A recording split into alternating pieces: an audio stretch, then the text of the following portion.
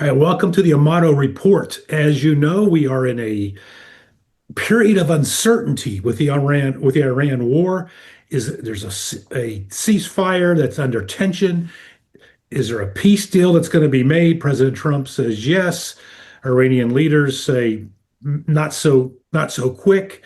What's going on? Joining me at this time is a national security attorney, geopolitical analyst. She's the president of Scarab Rising, a geopolitical risk and national security firm.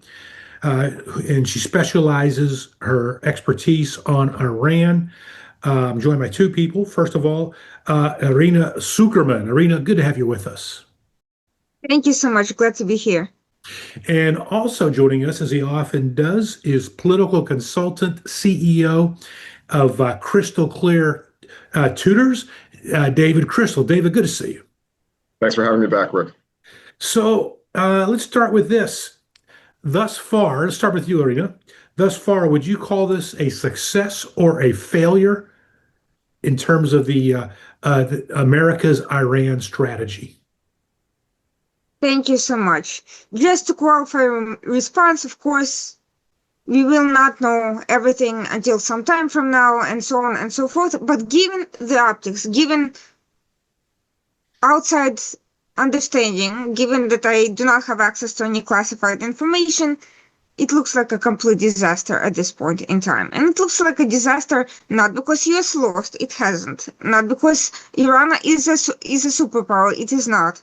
But because a lot of US credibility has been damaged. And while it can replace interceptors, it can re-engage its strategy, it can, in the future, repair its approach to different matters. What it cannot easily do is win back the trust of its public, of the critics or skeptics of the war effort who were willing to suspend their disbelief because of the worthiness of what they were promised and of our allies in the region and elsewhere. Trust is something that's very easy to break and very difficult to rebuild, and I think that has been the greatest victim of this current escalation between US and Iran, in my opinion. And I think it's very hard to argue that even some of the countries who were initially leaders are now opting to move away from this engagement. Personally, I'm as skeptical of the diplomatic effort as I am of what became an increasingly haphazard campaign. I don't think there is necessarily an easy resolution, but right now things do not look good. Uh, Dave, your take on this? Of course, there's a lot of uncertainty right now, and I know I'm not confident that Iran's going to come to a deal that President Trump wants, but that's my take. What's your take on this, David? Well, I agree with Irina's caveats and qualifications. I do hope this is all a head fake. I have a strange feeling it's not. As you know, I wrote in JFeed and I presented something similar in your show over the last year or so, a white paper for actually defeating the regime. But notice how the discussion is no longer about overthrowing or defeating the regime. It's no longer about regime change. It's not even any longer about ridding Iran of the ballistic missile threat, which is really as much an existential threat to Israel and ultimately to Europe if they keep on going, as is the nuclear threat. Certainly over the next year, it's more of an existential threat because even under the worst circumstances, I don't think Iran will have a functional nuclear missile within a year. Clearly, that's the greater long-term threat. But the ballistic missile should be taken, that threat should be taken just as seriously as a nuclear threat. Yeah. And there's an old saying, the Iranians never win a war, but they never lose a negotiation. And they're very much winning this negotiation just by changing the parameters and foci of the negotiation. The fact that we're not even speaking about regime change anymore and the ballistic missile threat is a huge boon to Iran. So I hope it's all a head fake because, like I said before on your show, we need to go big or go home. But if what's been presented is truly the ultimate contours of the upcoming peace agreement, what we're talking about is an agreement just slightly better than the Obama agreement, against which Trump derailed for many years. Wow. So you both can be pretty much in agreement in your take on this. Um, Shifting gears a little bit here. Iran seems to be more of a master at fighting what I'll call an asymmetrical war. In other words, they will infiltrate drug cartels in Mexico. They will send uh, radicals as an imam to a mosque in Latin America, South America. Um, do you agree with that, Irina? And if so, does that make this impossible for the U.S. to handle? Iran has had decades to build up its asymmetrical capabilities, but none of those problems are impossible to overcome. Iran Iran is not a very strong militarily or economically country, and it is possible to damage Iran's credibility with its own proxies.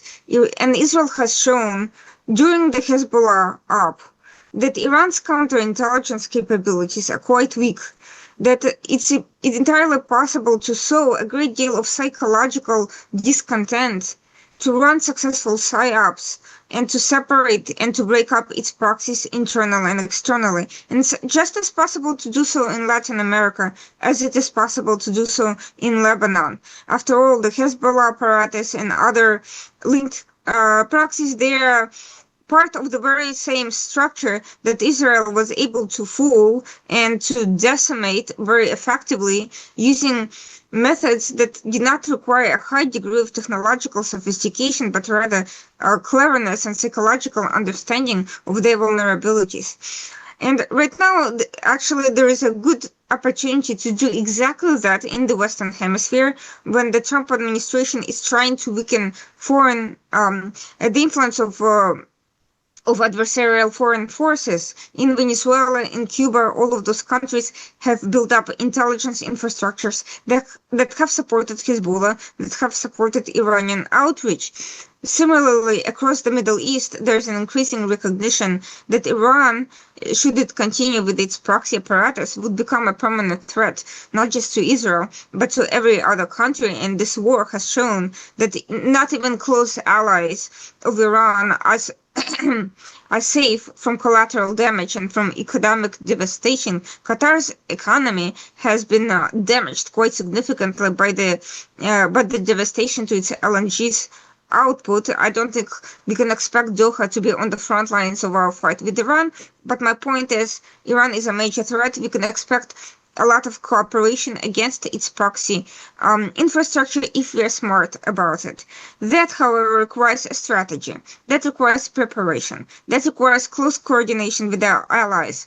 It requires a very systematic dismantling of Iranian infrastructure, not only in Lebanon, not only in Gaza, but also in the West, because a lot of its propaganda apparatus is not in Tehran, it's in London. A lot of its supporters are scattered across top-level Western universities, and they assist the younger generations who are not well educated in the history of the Islamic Revolution with pseudo-revolutionary activity. And Iran has been able to prey on Western vulnerabilities in order to build up its own strengths. And similarly, in the global South, Iran has been able to prey on local disrepair, on local underdevelopment, on local corruption, in order to sell weapons, to recruit proxies, to cause mayhem, and to essentially support revolutionary fervor amongst people who have nothing to do with the Iran's geopolitical agenda. All of this is possible, but it requires a very strategic, very coordinated, very holistic approach. And I have not seen that level of coordination in the West between anyone and anyone else thus far. Dave Crystal, same question. Right. So asymmetric or not, that's just really a canard. At the end of the day, we have to win the war. In terms of winning the war outside of Iran, that might be, beyond the scope of the conversation. But certainly we have to recognize the fact that Islam, to some extent, in general, it's a political religion. Shiite Islam is absolutely a political religion. And by politics, I mean taking over the body politic of the world and creating one international caliphate. And yes, Irina is right. There are proxies and agents, if you will, of the Iranian Shiite Islamic Republic in London, in America, probably here in Florida where I am. And their job is to sow discontent with one's government, with Western civilization. You may see many mass rallies, mass Islamic prayers on the streets of London that take over Trafalgar Square or any other square with thousands of Shiite Muslims praying. They don't do that in Iran. They don't, and well, I know it's Sunni in this case, but they don't do that in Saudi Arabia. They don't do that anywhere in the Middle East. It's only in places like London and Belgium where they're taking over hundreds and hundreds of square yards, to make a spectacle out of their prayer because it's political, and they're trying to induce people to engage with them and to take on their political beliefs, not just their religious beliefs. And of course, those political beliefs are not conducive to the best interests of American and Western civilization.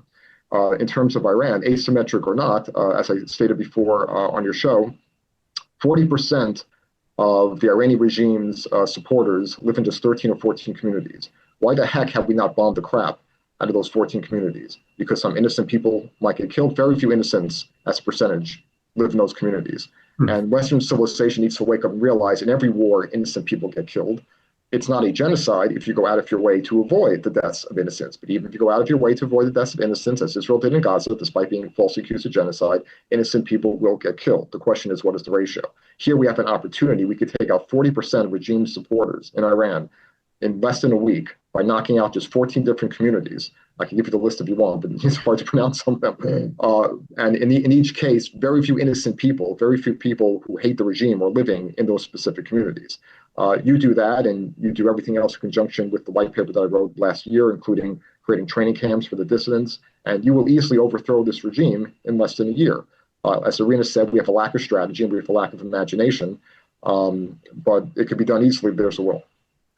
And you just answered a question I was going to ask, David, is what should we be doing to win this war? And let me come back to Irina.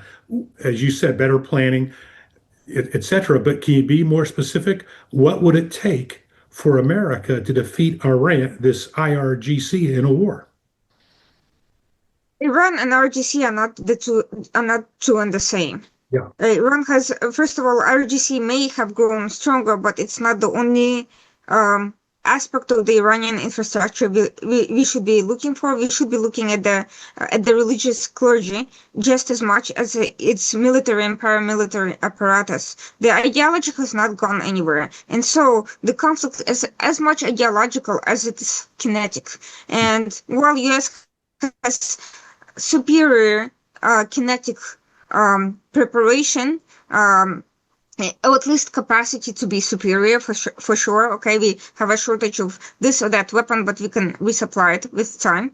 But ideologically, we have simply allowed Iran to troll us endlessly across different platforms to propagandize its message, not only to its Shia followers, but to Sunni communities, to leftists, to isolationists, to assorted disaffected franchisees of this ideological byproduct, and across the whole region. And the more we allow Iran to play games on the international stage, the more following it will gain despite its military losses, because the military losses in Shia Khomeinist interpretation are almost a testament to the endurance of their will and to the will to resist. If they suffer militarily, that's not the end. That's just the beginning of the ideological warfare. And we need to start looking at things from their perspectives, not just ours. But the other issue to keep in mind is Iran is not operating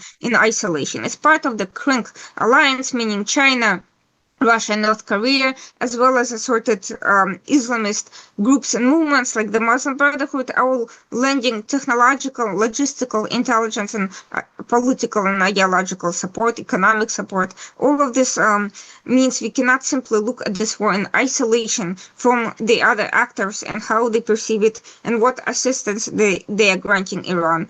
I think it's naive to believe that countries that are inherently anti-Western will become pro-Western if we try to break them up with Iran, but we do need to look at how we can weaken them and weaken this alliance and make it exceedingly costly for them to continue supporting Iran on all levels, not just on the level of simply delivering weapons. We're talking about their massive propaganda campaigns on TikTok and other methods of communications, Telegram, X, whatever you want to name it, in their own universities, in our schools, where they lend funding to advance exactly these sorts of perspectives that build up generations of ideological warriors from American and European upbringing.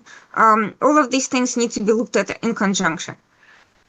Yes, that's a lot. And Dave, based upon what Irina just said, based upon what you said earlier in terms of bombing uh, those 40% of those communities, uh, based upon those two comments, I don't see a positive outcome for the U.S. in terms of bringing down the Iranian regime, winning a war with Iran. I just don't see the U.S.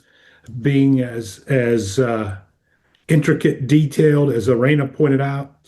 And I don't see the U.S. committing to bombing areas that have civilians, despite the fact that, as you say, they're so radical. Am I right or wrong in your opinion? No, unfortunately, you're probably right. We'll see. But that's not a good thing. It sounds good to avoid conflict, but sometimes when you avoid conflict in the short run, you create much more conflict, much more pain in the long run. And that's what we're looking at. Will Israel step up and do it? I don't know. The next 6 months will be very telling. Listen, I'm a Trump supporter. I know Irina is very critical of Trump, but I do agree that Trump has somewhat dropped the ball over the last 6 months. And I am afraid, since he's so focused on winning, sometimes he focuses on winning the wrong thing, which is elections, Mm-hmm. as opposed to winning the war. Mm-hmm. And the closer we get to midterms, the more skeptical I am as to our not ability, but our desire, the desire on the part of this administration to finish the job in Iran. And especially if we lose the midterms, there might be more pressure on him to not do anything with Iran. So I don't know if Israel's going to step up, but something has to happen next few months, or we basically essentially just kick the can down the curb, and we'll all be facing this again in 5 to 10 years. And essentially, we allowed 50,000 innocent Iranians to be slaughtered in January for nothing. We allowed millions of Israelis and tourists like myself in Israel to run to the bomb shelter 100, 200 times in a 2 month period for nothing. And we'll be running to the bomb shelters again in 5 to 10 years, only this time possibly under greater threat. Irina Sukerman, David Crystal, I thank you for joining me. And based upon what you've said, based upon what I'm observing, I think it comes down to, yeah, we'll be looking at this 5, 10 years down the road here. Mhm. All right. Thanks again. Thanks, Thank Roman. you so much. This was great. Back with more of the Amato Report after this.